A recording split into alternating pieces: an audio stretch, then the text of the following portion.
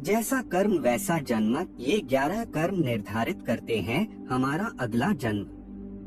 यह तो आप सभी जानते ही हैं कि जो मनुष्य जैसा कर्म करता है वैसा ही फल भी पाता है। परंतु क्या आप जानते हैं कि हम मनुष्यों द्वारा किए गए कुछ कार्य ऐसे भी होते हैं जो मरने के पश्चात भी हमारा पीछा नहीं छोड़ते हैं। और तो और ये कर्म ही हमारा अगला जन्म भी निर्धारित करते हैं।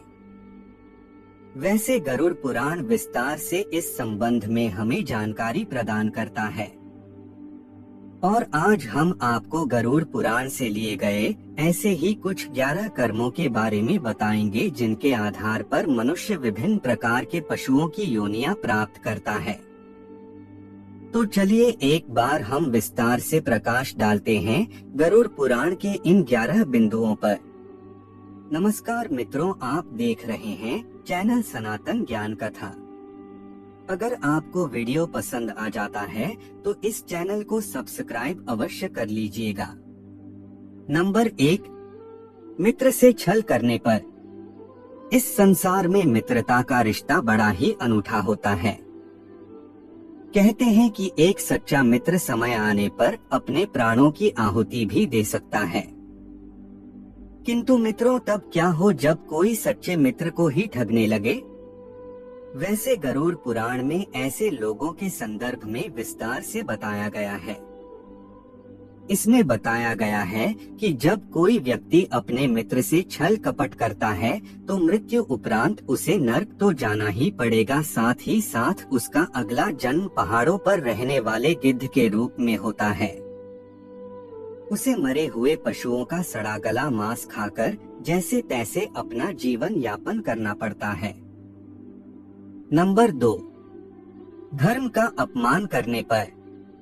मित्रों इस संसार में आपको कई ऐसे व्यक्ति मिल जाएंगे जो अपने धर्म के साथ साथ दूसरे धर्मों का भी समान भाव से सम्मान करते हैं। वहीं कुछ लोग ऐसे भी होते हैं जिन्हें दूसरों के धर्मों से तो चिढ़ होती ही है, परंतु वे अपने धर्म को भी हे दृष्टि से देखते हैं। ऐसे लोग पुराणों में लिखी हुई बातों को नजरअंदाज करके अपनी अल्प बुद्धि का परिचय देते हैं। इन लोगों के संदर्भ में गरुड़ पुराण कहता है कि मरने के पश्चात इन्हें नर्क तो मिलेगा ही साथ इनका अगला जन्म कुत्ते के रूप में होगा। ये श्वान अपने स्वभाव के कारण गली गली में भौंकते रहेंगे, परंतु न तो इनकी कोई बात कोई गौर से सुनेगा और न ही कोई प्रतिक्रिया व्यक्त करेगा। फिर जब इन्हें अपनी भूल का आभास होगा तब जाकर ये अपनी श्वान की योनि से मुक्त होंगे। नंबर 3, अपनों का अनादर करने पर। दोस्तों इस संसार में किसी भी मनुष्य का जीवन बिना उसके परिजनों के सहयोग के संभव नहीं है, और इसमें माता पिता और गुरुजनों की तो बात ही अलग है। आप तो यह भली भांति जानते ही हैं कि किसी भी मनुष्य को शिखर पर पहुंचाने का कार्य केवल गुरु की कर सकता है। जो व्यक्ति अपने माता पिता और गुरु की अवहेलना करता है या अनादर करता है वह मृत्यु उपरांत पुनः जन्म तो लेता है, परंतु कई बार प्रयास करने के बाद भी गर्भ से बाहर नहीं आ पाता है।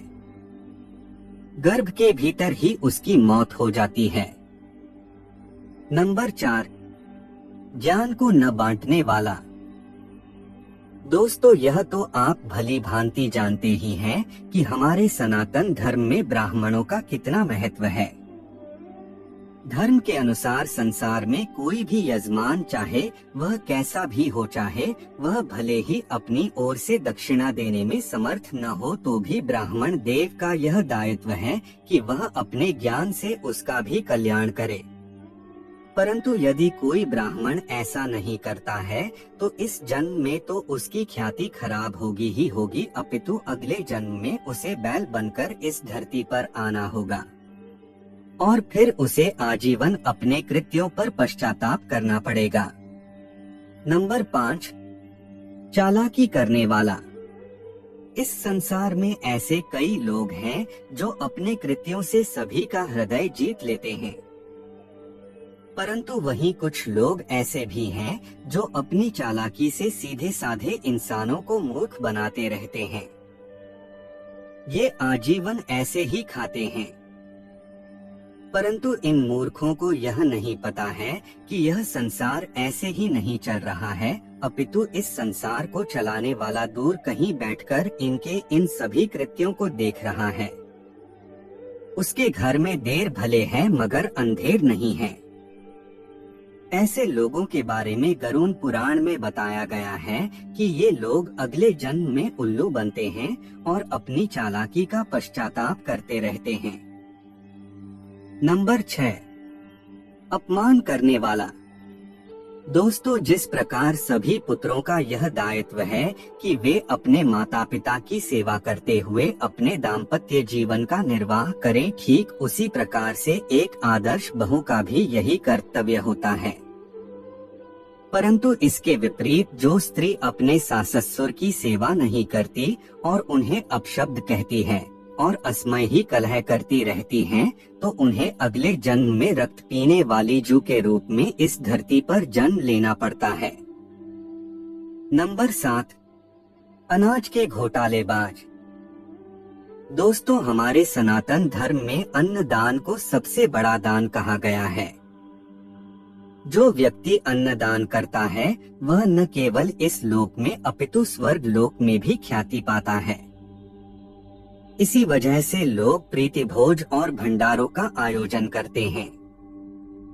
परंतु वहीं कुछ लोग ऐसे भी हैं जो अन्न की चोरी या घोटालेबाजी करते हैं। ऐसे लोगों के बारे में गरुड़ पुराण में कहा गया है कि इनका अगला जन्म छछूंदर या चूहे के रूप में होगा और फिर ये अनाज के दाने दाने के लिए तरसेंगे। नंबर 8, गाली देने वाला। दोस्तों, आप तो यह जानते ही हैं कि मनुष्य के कंठ में माँ सरस्वती का वास होता है, इसीलिए शास्त्रों में बताया गया है कि मनुष्यों को कभी भी ऐसे शब्द नहीं बोलने चाहिए जो दूसरों की भावनाओं को आहत करें। परंतु फिर भी कई लोग अपशब्दों को कहने से बाज नहीं आते हैं और छोटी छोटी बातों पर अन्य लोगों को गाली देने लगते हैं। कई बार तो इन्हें तुरंत ही जवाब मिल जाता है, परंतु इनकी अक्ल तो तब ठिकाने आती है जब अगले जन्म में ये बकरे के रूप में इस धरती पर आते हैं और ये किसी न किसी कसाई के हत्थे चढ़ जाते हैं। नंबर 9, वासनायुक्त दृष्टि वाले। दोस्तों, इस संसार में कई मनुष्य ऐसे हैं जो स्त्रियों को बड़े ही सम्मान की दृष्टि से देखते हैं। उनके मन में स्त्रियों के प्रति किसी भी प्रकार का विकार या दुर्भावना नहीं होती है। वहीं इस संसार में कुछ ऐसे लोग भी हैं जो प्रत्येक स्त्री को बुरी नीयत से देखते हैं। उनके मन में हर समय बस काम भाव ही चलता रहता है, परंतु उन मूर्खों को यह पता नहीं है कि भले ही इनकी वासना के बारे में किसी को पता चले या न चले, भले ही इनके कृत्यों के बारे में कोई जान सके या न जान सके, परंतु ऊपर वाला इन्हें देख जरूर रहा है और समय आने पर वह इनका न्याय जरूर करेगा। ऐसे लोगों के बारे में बताया गया है कि मरने के पश्चात इन्हें गधे की योनि प्राप्त होगी और तब ये गधे चाहकर भी किसी स्त्री पर वासनायुक्त दृष्टि नहीं डाल पाते हैं। नंबर 10, वय अभय च आर करने वाली। दोस्तों, इस संसार में ज्यादातर स्त्रियां पतिव्रता होती हैं और उनके मन में अपने पति के अलावा किसी भी परपुरुष का विचार नहीं आता है। परंतु संसार की सभी स्त्रियां एक जैसी नहीं होती हैं और वे स्वभाव से व्याभिचारिणी होती हैं। ऐसी स्त्रियां विवाहोत्तर संबंध बनाने में रुचि लेती हैं। वैसे इनके कृत्यों के कारण इन्हें कई बार समाज में अपमानित होना पड़ता है, परंतु इनकी अक्ल तो तब ठिकाने आती है जब इन्हें अगले जन्म में छिपकली या चमगादड़ के रूप में इस धरती पर आना पड़ता है। नंबर 11, जहर खाकर मरने वाले। दोस्तों, शास्त्रों में हमें यह बताया गया है कि मनुष्य का जीवन हमें बड़ी ही कठिनाइयों से मिलता है, परंतु फिर भी हम में से ही कुछ महाअज्ञानी लोग व्यर्थ के सांसारिक बातों से घबरा जाते हैं और भगवान द्वारा दिए गए इस अमूल्य जीवन को व्यर्थ ही गवा देते हैं। ऐसे लोगों के संदर्भ में गरुड़ पुराण कहता है कि इन्हें अगले जन्म में सर्प बनकर पुनः धरती पर आकर अपनी भूल सुधारनी पड़ेगी। तब कहीं जाकर ये परमात्मा द्वारा प्रदत्त इस जीवन की उत्कृष्टता को समझ पाएंगे। तो मित्रों, ये वो योनियां हैं जो मनुष्य को अपने किए हुए कर्मों के अनुसार मिलती हैं। इसीलिए कहा जाता है कि यदि जीवन में आए हो तो कुछ अच्छे कर्म करो ताकि मरने के पश्चात उत्तम लोकों की प्राप्ति हो सके। इसी के साथ हमारी यह जानकारी यहीं समाप्त होती है। आशा करते हैं कि आपको यह जरूर अच्छी लगी होगी।